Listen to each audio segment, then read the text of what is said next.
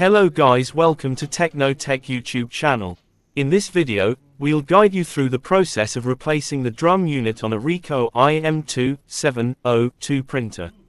Learn how to safely remove the old drum, install a new one, and ensure your printer runs smoothly. Follow these easy steps for hassle-free maintenance.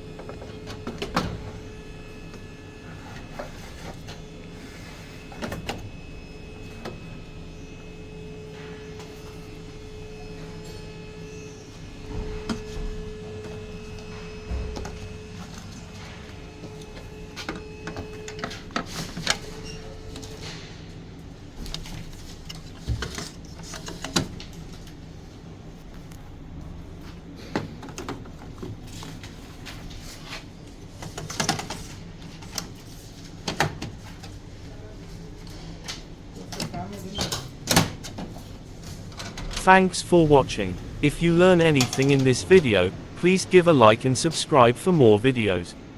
If you have any questions, just pin a comment.